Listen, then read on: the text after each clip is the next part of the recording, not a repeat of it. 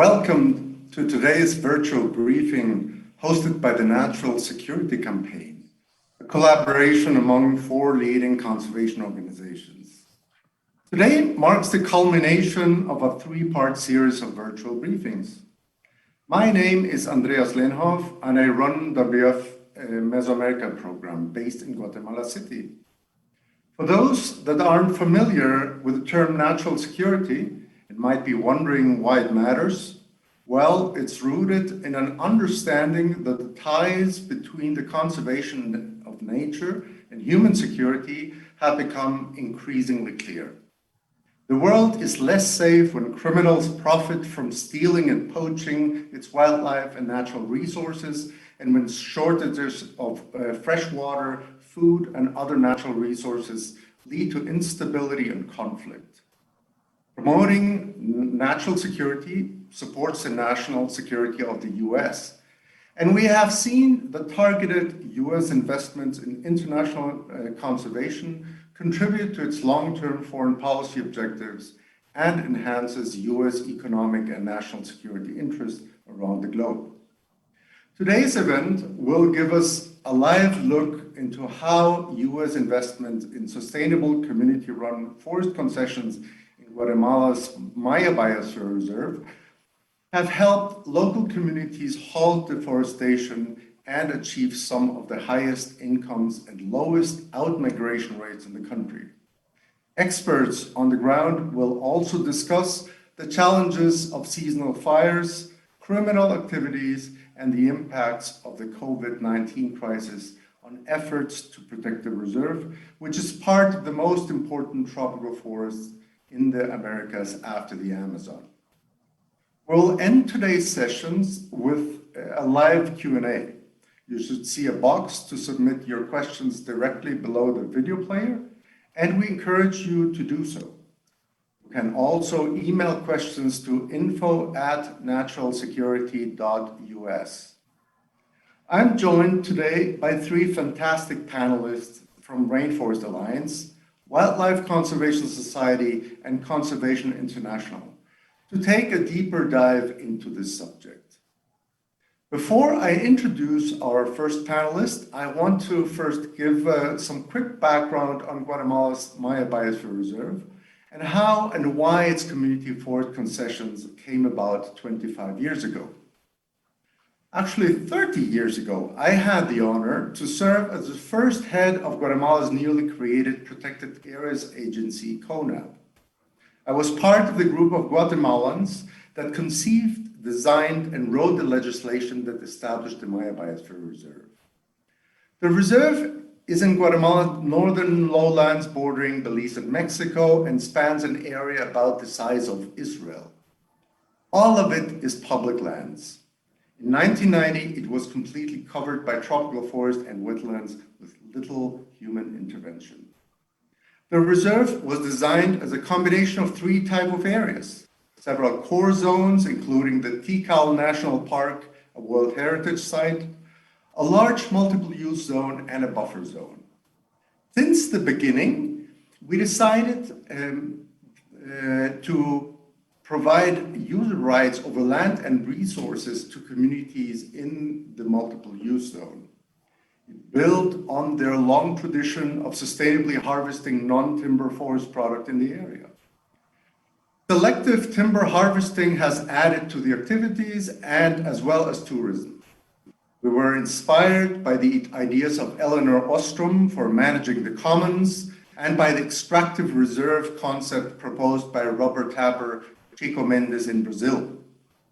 Soon after the legal creation of the reserve, USAID started providing financial support, and conservation groups offered technical assistance to both the Guatemalan government and the communities to design, set up, and operate the community concessions. The first concession was established in 1994. In 1996, community forest concessions were incorporated in the peace accords between the government and the guerrilla.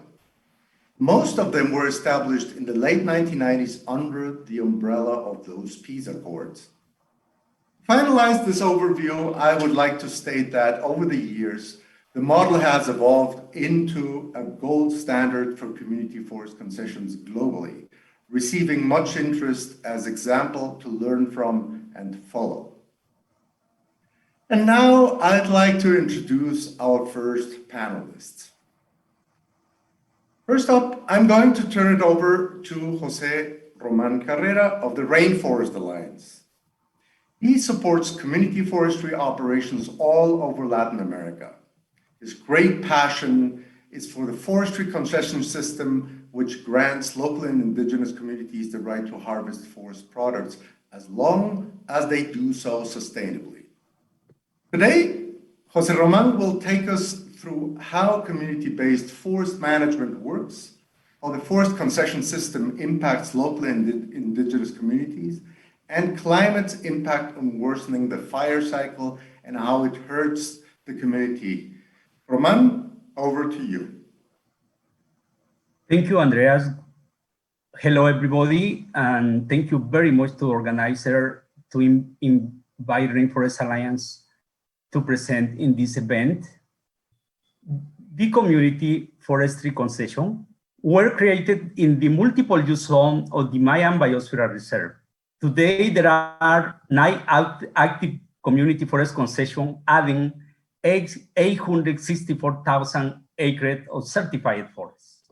The main objectives of the concession were to stop deforestation, forest fire, illegal logging, and create livelihood and prosperity for the communities. The government faces big challenges to grant the concession to the communities because the private sector have a lot of interest for this area. And besides, the international NGOs and local NGOs did not believe that the sustainable forest management was a good tool to conserve the forests and create livelihood for people. 23 years after, we will see some impacts. Speaking about socioeconomic benefits, the community forest concession has been effective, generating income and employment. From 2013 to 2020, the community forestry enterprises generated over $60 million in sales, benefiting over 9,000 people directly and 47,000 people indirectly. In the same period of time, 9,000 full-time equivalent jobs were generated, and 23% of those jobs correspond to women. The income from the community forestry enterprises uplifts communities out of poverty. The community forestry enterprises has been building a strong social capital, investing at least 10% of their income in education, health services, and professional development. The concession has been avoiding migration. In this area, the remittances are around 2% compared with 70% at the country level.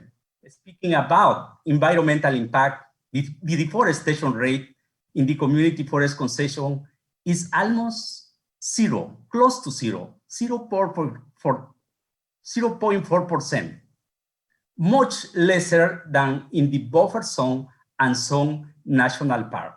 The same trend happened with the forest fire.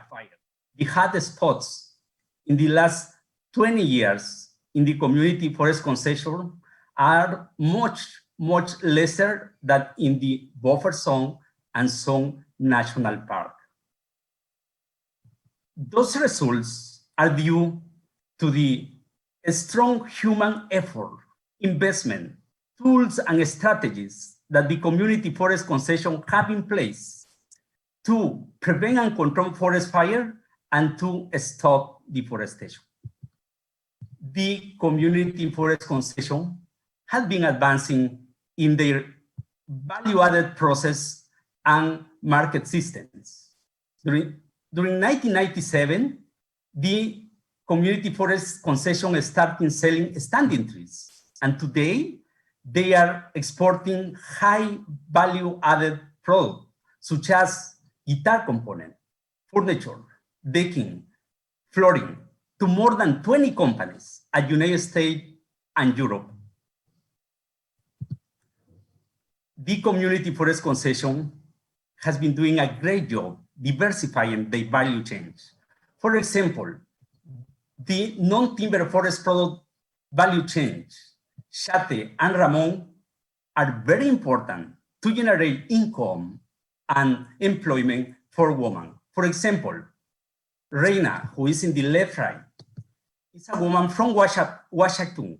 She has the opportunity to send her children to the school, thank you, to the Ramon and Shate value chains. The same than Reina, there are another 300 women in the concession that have access to employment and income, thank you to those value chains.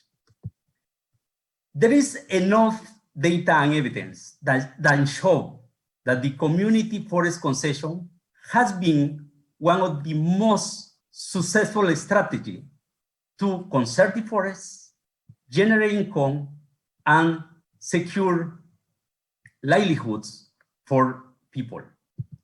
Some key to success are the following: clear right over large areas of high value forests since the beginning. The communities have contract for 25 years. The Community Forest Association ACOFO has been playing a fundamental role, keeping the cohesion and ensuring the governance in the concession. The government of Guatemala, through CONAP, has been playing a very active role, not only approving the concession, but also monitoring and evaluating the performance of the concession. ForestCon, the second level enterprises owned by the communities, have doing a great job diversifying the value chain and adding value. The Forest Stewardship Council has been facilitating best management practices. Ensure access to responsible market and finance has been key to expand the community sustainable value chains. And the long-running donor support and technical assistance has been a very important element to ensure success. Thank you to the government of the United States through USAID and the Department of Interior for assisting and supporting the government, the communities, and the NGO to implement this model that has been exchanging and expanding to Honduras, Peru, Mexico, now Colombia, in Africa to Ghana, Cameroon, and Asia to Indonesia. Thank you very much. Thank you, Jose Roman. Clearly, the community forest concessions are demonstrating that they are not only a successful conservation strategy, but also create local prosperity and better governance. The more the forests have value for the local people, the more they will fiercely protect it as their source of prosperity, even in the face of major external threats. Next up, I'd like to welcome Rowan McNabb. Since 1996, Rowan Ballas McNabb has worked as the Guatemala Program Director for the Wildlife Conservation Society, based out of their field office in Flores, Petén in Guatemala. Rowan has a BA in anthropology from Duke University and a master's in Latin American Studies from the University of Florida Center for Latin American Studies, and has published 37 research papers. Today, he'll discuss how U.S. government investments in country have supported conservation objectives, including protected areas management, reducing deforestation, increased species diversity, and building conservation and governance capacity of local communities and partners. Over to you, Ron.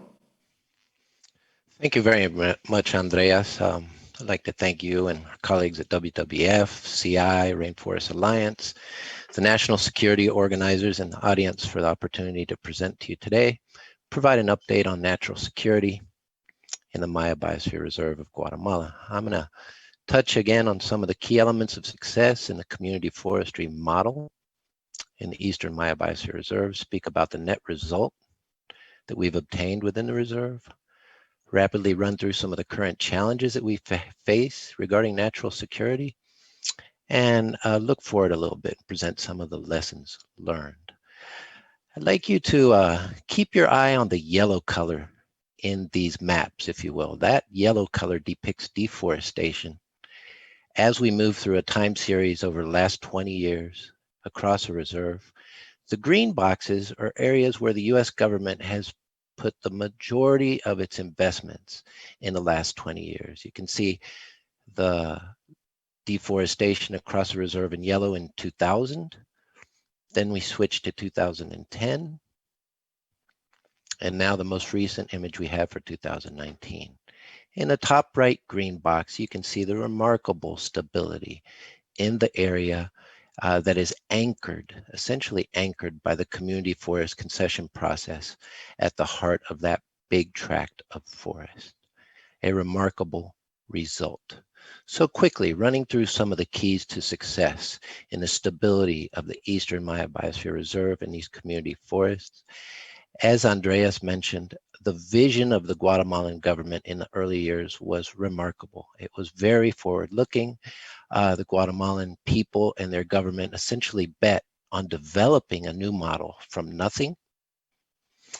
We also have to mention the remarkable commitments of local community members who worked for many years and bet on this model and really struggled in the beginning to get recognition, and the support of their second tier organization, ACOFOP, the Association for Forest Communities of Petén. And it's certainly important to mention the role of FSC certification and the continued support of CONAP, the National Council of Protected Areas, the government entity responsible for managing the reserve. But in the same fashion, the persistent support of USAID since the beginning has been fundamental. Also, the support of USDOI, UK Aid, the British government, and USAID in supporting innovative ways to develop environmental governance, leading to the creation of the Environmental Justice Forum of Petén, the establishment of Guatemala's first environmental court in the Department of Petén, largely focused on the Maya Biosphere Reserve. That's now being replicated across the rest of the country. There's been a Tropical Forest Conservation Act debt swap that's been fundamental, and also the support of the Department of State, CAFTA, INL, U.S. Fish and Wildlife Service, and the German government in supporting community-based management, combating wildlife trafficking, and supporting biological research. Finally, it's important to mention government support, U.S. government support for habitat protection and for functional parks. The southern block of El Zotes Biotope Tikal National Park in Yaksha has been very helpful in supporting the concessions, taking away some of the pressure. But likewise, the concessions that are located north of those areas have helped protect the northern flanks of these parks in a symbiotic relationship in that sector of the reserve, and also what we call the Eastern Laguna del Tigre Shield. Effective investment and protection there has helped stave off some of the pressure from Laguna del Tigre National Park. Finally, it's important to mention that we have Calakmul Biosphere Reserve sitting on top of a big portion of this eastern block of forest in Mexico, helping to buffer threats. The net result 30 years later, we have the largest tract of remaining forest in Guatemala in this sector, Guatemala's largest carbon sink, and an estimated $40+ million of annual income from sustainable economies.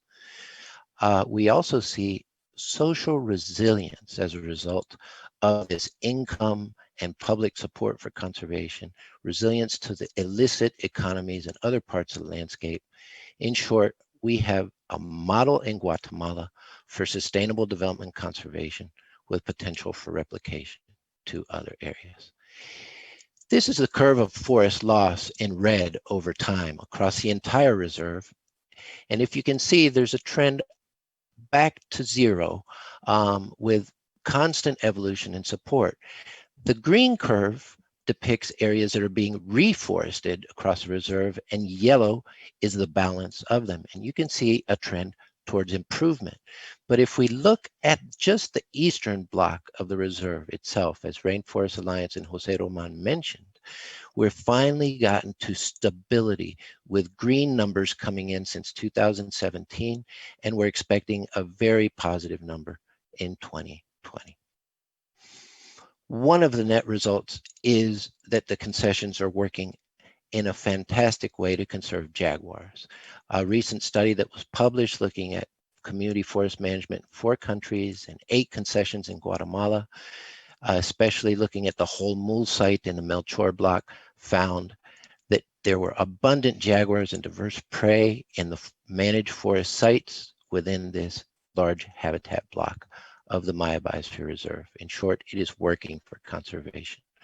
What would have happened if the concessions weren't established and the Maya Biosphere Reserve created? We would have had a fragmented landscape at this point. It is a testament and a remarkable evidence of Guatemala's commitment to conservation and sustainable management.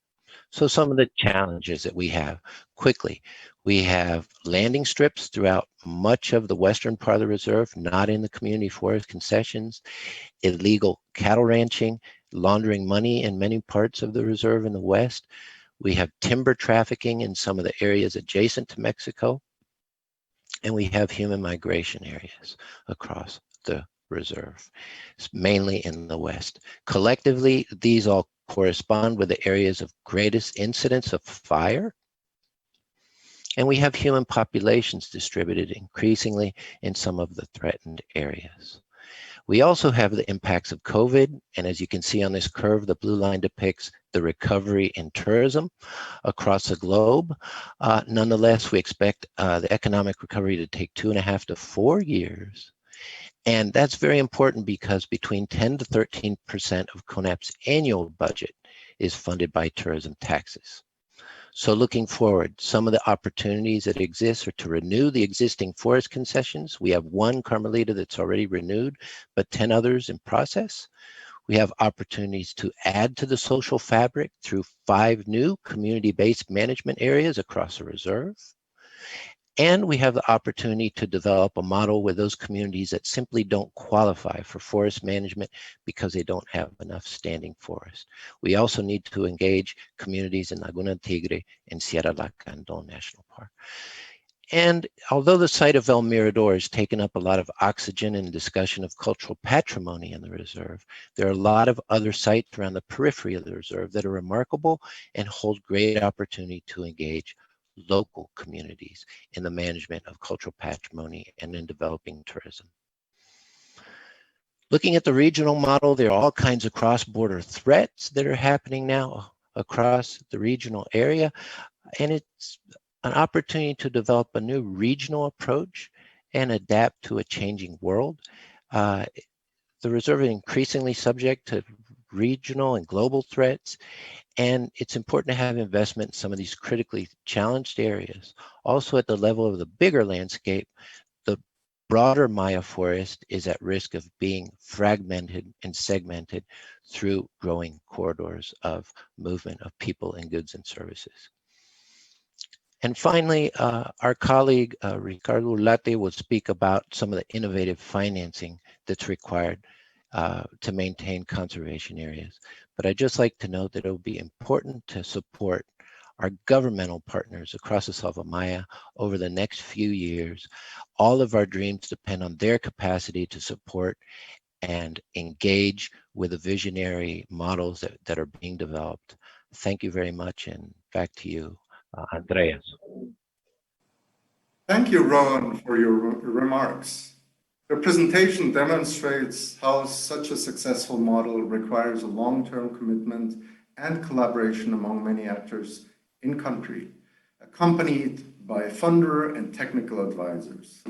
And like the Asian saying says, if you want to go fast, go alone. If you want to go far, go accompanied.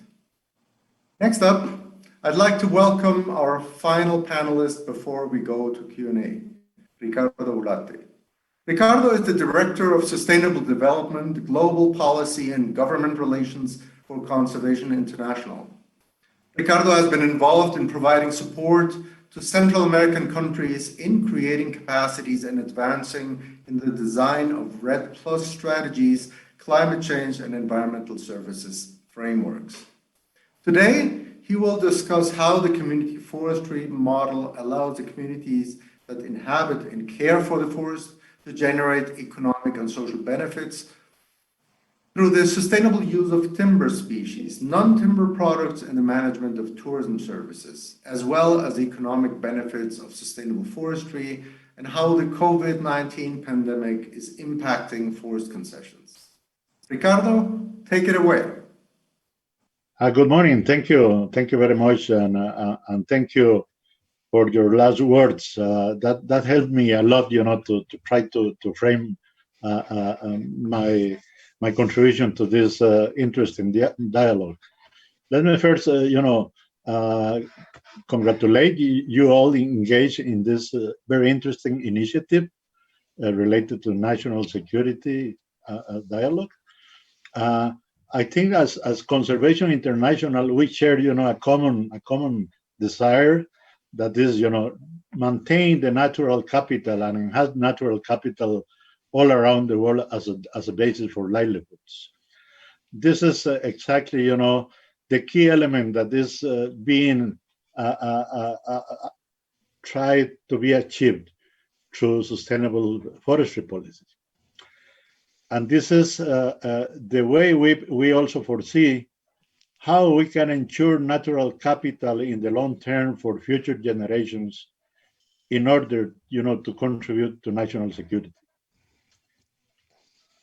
This is exactly, in those countries where there is, a modern definition of forestry policy. The goal of forestry policy is about ensuring long-term provision of goods and services deriving from the forestry ecosystems.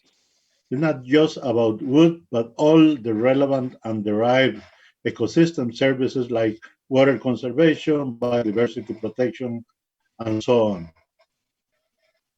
Of course, many activities can also be complemented with the productive activities like ecotourism, like traditional and cultural uses of the forest ecosystems, beyond the traditional uses of timber.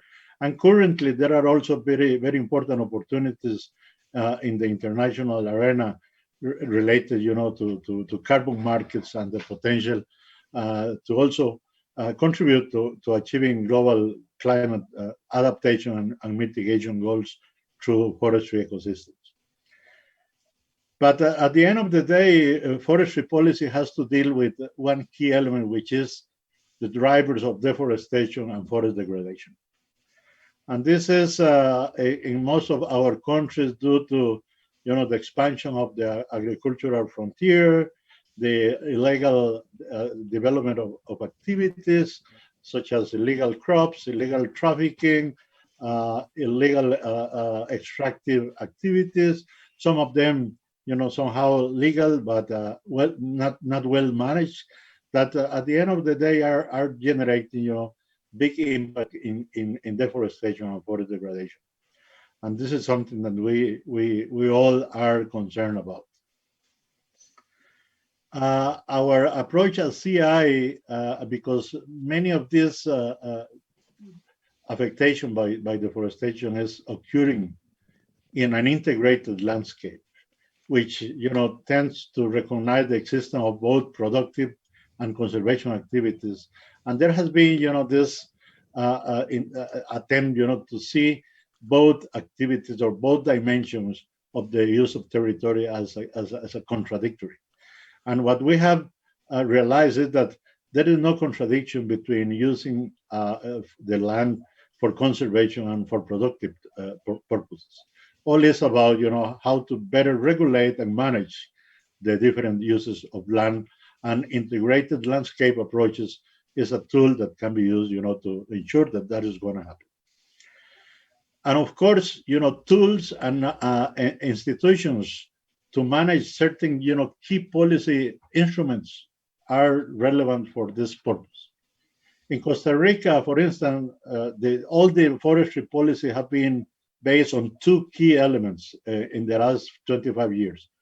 One is a strong national system for conservation areas, which currently covers near 25% of the national territory. And the other one is the National Forestry Financing Fund, which manages the Payment for Ecosystem Services program. This is a very well-known program that compensates landowners, private landowners, because of their activity, to conserve and enhance forest cover, and by doing so also protecting, other critical ecosystem services like water conservation, landscape beauty, and during the last years also contributing to national climate mitigation goals, and are also generating additional opportunities for the future generation of income through carbon markets in particular. And of course, Costa Rica has a large territory that is managed by, in particular, indigenous communities, very similar to the Maya Reserve. And all these communities somehow are benefiting also from the Payment for Ecosystem Services. They are allowed, to present their own programs, management plans, what we call it, to conserve and restore forests in their territories. There is no need for concession. The indigenous peoples are the owners of several lands in the country, which currently represent near 77% of the national territory.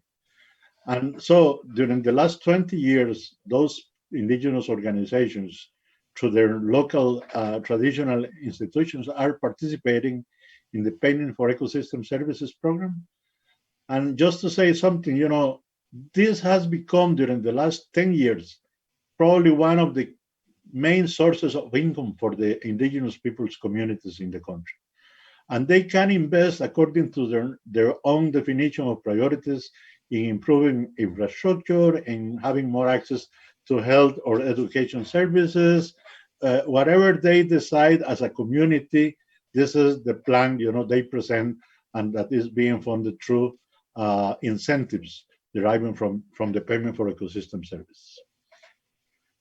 Now, probably one of the key challenges, because there are also challenges, not everything is positive, is ensuring the ownership of the land rights, because when the indigenous people's territory lands laws were passed, there were many non-indigenous people living in those areas, and now the challenge for the government and it's being addressed very actively is how to ensure that these territories are reallocated to the indigenous peoples. And this continues to be a big challenge. Going back, to the current concern for the humanity, which is the impact of COVID. The PES, for instance, is funded basically through a tax on fuels. Yes, and this source of income, because of the COVID, that implied a reduction of the consumption of fuels, but also because of the global trends on development, which are in a trend towards decarbonization, will imply a reduction on income for PES. In this regard, one of the very positive news for Costa Rica is the existence of a mechanism that is the debt for swap nature with the US and the government of Costa Rica, which involves also other partners like TNC, like WWF, like Conservation International. And we are managing a program that is protecting critical ecosystem and biodiversity areas in the country. And for more than 10 years, we have been investing this funding in protecting those critical ecosystems. And there is, a growing fund that continues to be working in the future.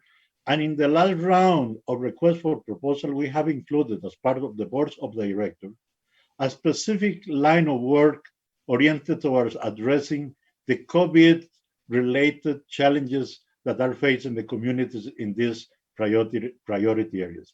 So this type of examples of initiatives which also include, I have to be fair, cooperation with other, countries and international organizations like the GEF, like UK, Germany, Spain, just to mention some, have been critical and will play a critical role in trying to somehow compensate the reduction on fiscal revenues because of the COVID crisis. And we hope, that the U.S. Will continue, to support this type of initiatives, not only in Costa Rica and Guatemala, but in many other countries in the world, just to be sure that this aim of ensuring natural security through ensuring natural capital will continue to be a reality. Thank you, and going back to you, Andreas. Thank you, Ricardo, for describing many of the financial, technical, and governance tools and approaches that government, donors, conservation group, and communities have available to advance community-based and inclusive forest conservation. I reiterate the thanks for all the presenters. We'll wrap things up today with Q&A. Again, feel free to use the question submissions box below the video to ask any questions you may have. We'll do our best to get to all of the questions today, and if needed, we'll follow up with all attendees with more info via email after the event, if we can cover it all. So to start with the questions, Jose Roman, given that the community concessions need to be renewed under the law, is that renewal a smooth process? Will there be any changes to the terms of the agreement based on the experience and learning to date? And are they facing any challenges to being renewed? Thank you, Andreas. Yes, as you know, most of the concession, the contract of the concession will end in the next 7 years. So the renewal process is a mandatory process, and the government start working in a new norms, guidelines, and procedures 2 years ago, and the new norms was approved in July next year and published and ready to implement during September 19. The first concession that was tested was the first one that was signed, was Carmelita. Carmelita asked the government to renew their concession, and the concession was already renewed in February during this year. The first concession take some time because the new norm and procedure require some items that wasn't included at the beginning, but in general term, the communities ask for the renewable, the government do an evaluation of the concession, then the government do a technical and legal opinion, and then this legal and technical opinion is submitted to the National Council of Protected Areas and then approved. The second concession that was signed, that was Suchitan, asked for their renewal, and we had the good news that this week the National Council of Protected approved the second concession using the new guidelines, because they have already tested the process, so it was easier to approve the second one. And there is hope that all of them will renew, because the government is collaborating with the communities to renew the concession. And the government and the communities have been having the support of the government of the United States through USAID and through Rainforest Alliance and local NGO to support not only to update the guideline, but also accompany the concession in the renewal process. So the main challenges for me for the concession were that the new guidelines has some social aspect that should be strongest in the new contract, and the concession have to fulfill those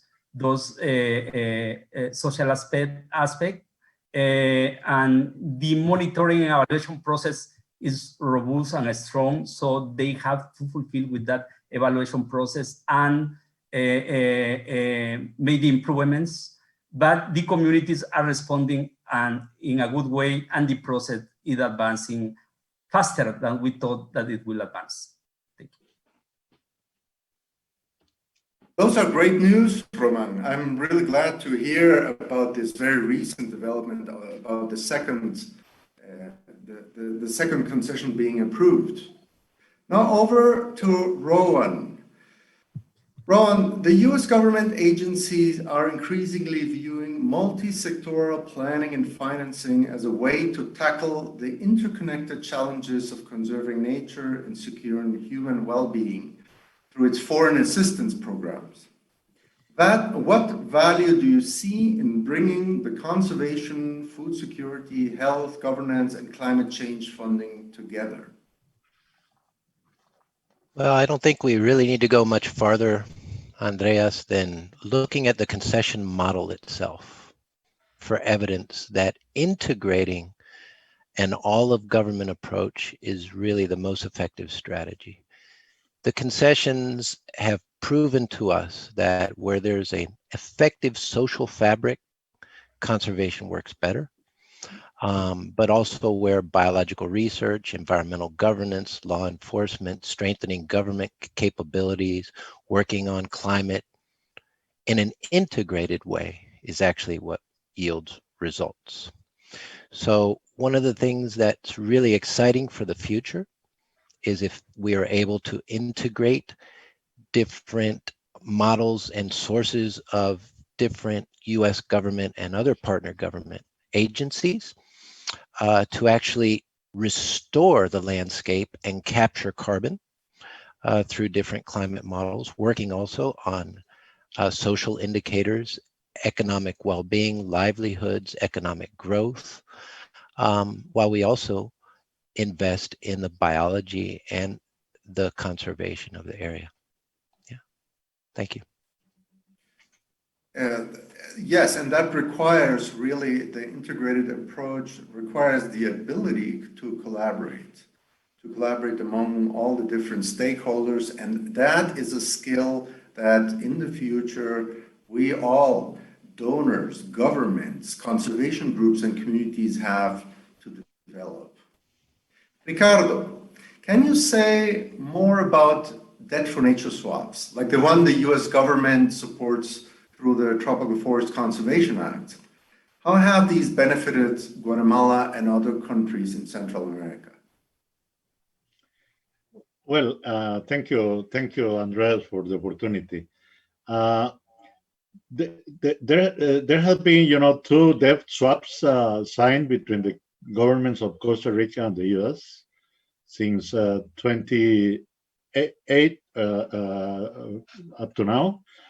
And this means, a total deal or near $25 million, which are being invested through a commitment of the Ministry of Finance of Costa Rica, instead of repaying the debt that Costa Rica had with the U.S., investing in sustainable development in areas that were chosen jointly between the two key partners in this effort, and that are critical for different reasons, but in particular because they are protecting areas where gaps of conservation of biodiversity were identified through technical analysis.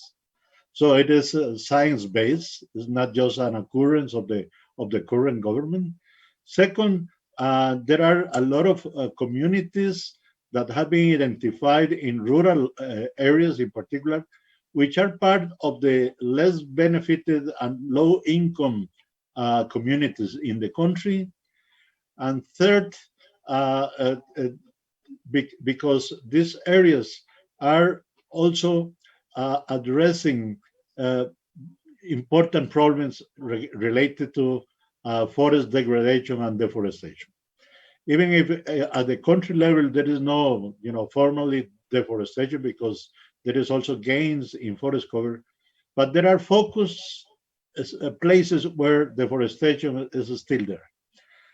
So through this landscape approach, as Rohan just mentioned, we are not approaching only, just conservation of forests. We are working with the communities jointly in addressing the opportunities for sustainable development, which includes improving livelihoods and means of production for the communities.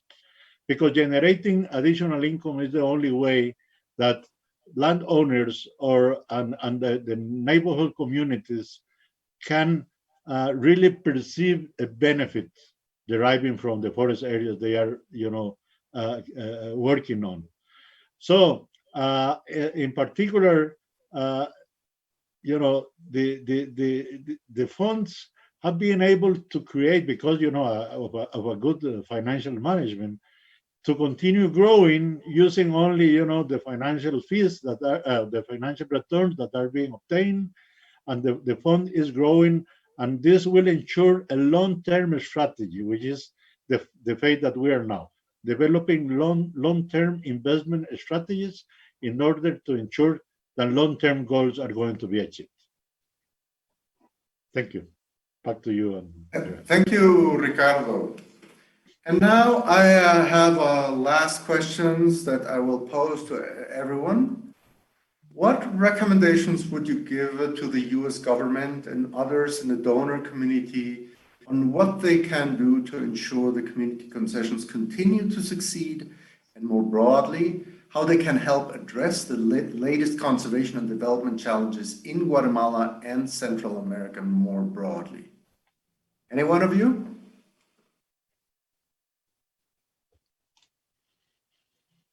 May I? Go ahead, Ricardo. Yeah, thank you. Well, I don't think there is really, a need to restructure everything. I think that the current approaches are still valid, in current situations.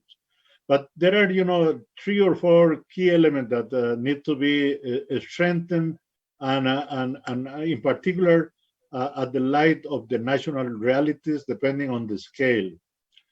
One is the need to continue working on strengthening institutional capacities to manage policies, meaning that to the extent that there is more technical capacity, both in the Ministries of Agriculture and in the Ministry of Environment, for instance, there are growing capacities to also develop and deploy in the field integrated landscape approaches, where the two productive and conservation perspectives become together, towards a common goal of maintaining critical ecosystem services and provision of goods and of natural capital to the whole community needs, which are not just timber.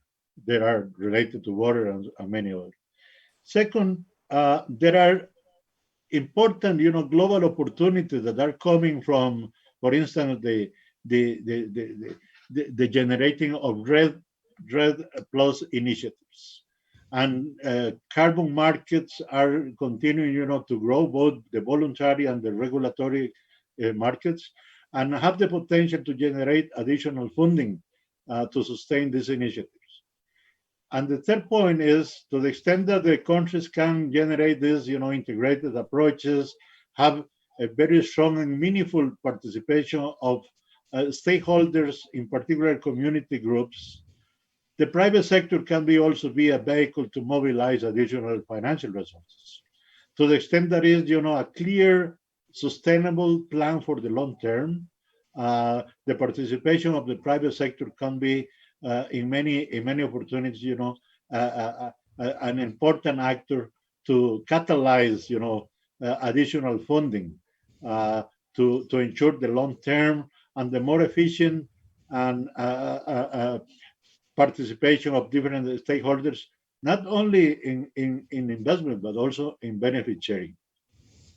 So I think yeah, key elements are there, and what is there is to maintain, the political will as it has been, and to continue ensuring that natural capital is going to be a critical piece of natural security in the future.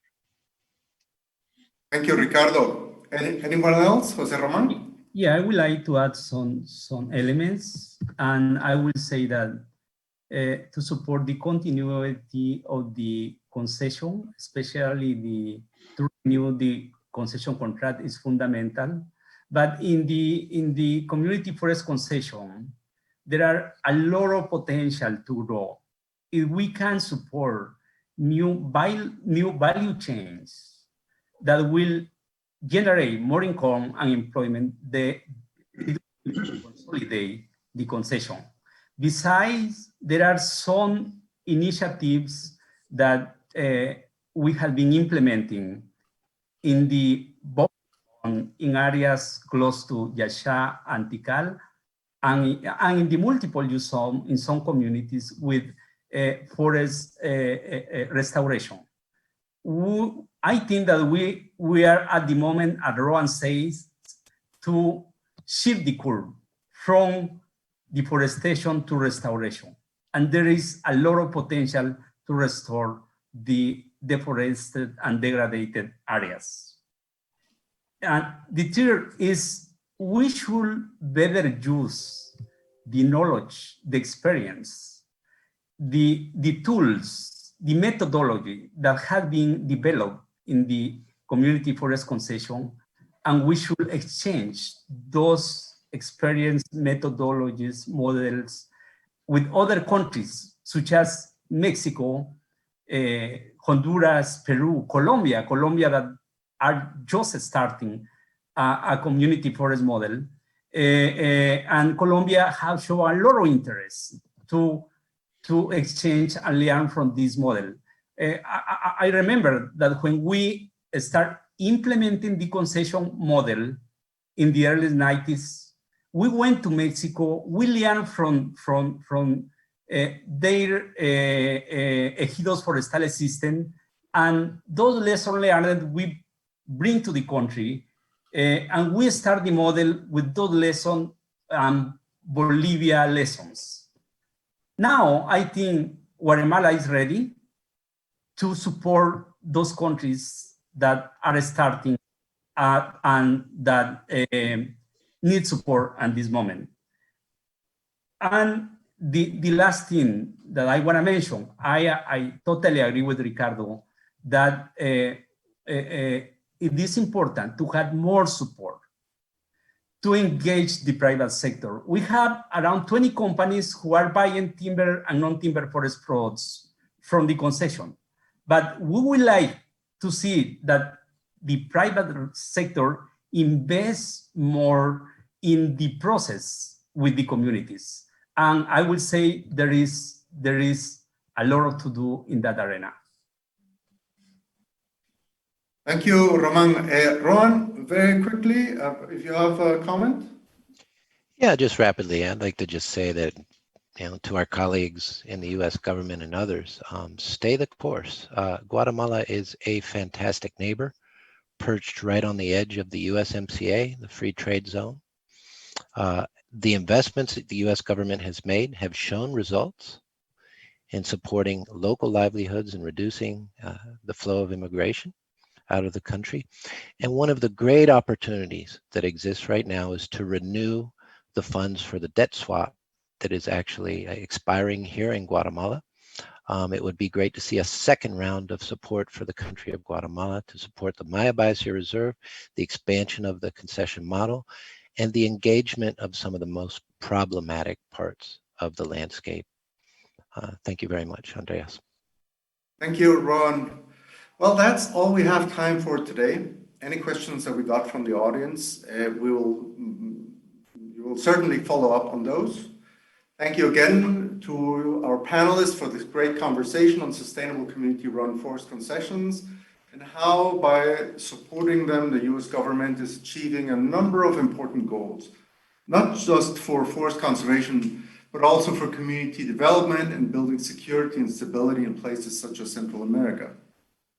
The community concession model in Guatemala's Maya Biosphere Reserve demonstrates how modest investments by governments, NGOs, and communities can yield impressive results, particularly when these kinds of programs are led by communities and enable them to see the real benefits, including economic ones, from the natural resources that they manage. It's one of the clearest and most compelling examples of community-led conservation, and it's one that we hope the US government will continue to support here in the Petén and in many other forest landscapes around the world. Thank you to everyone who tuned in today and over the last few weeks for this briefing series. To catch a replay of any of these briefings and learn more about how national security impacts national security, visit naturalsecurity.us. Once again, thanks for joining us.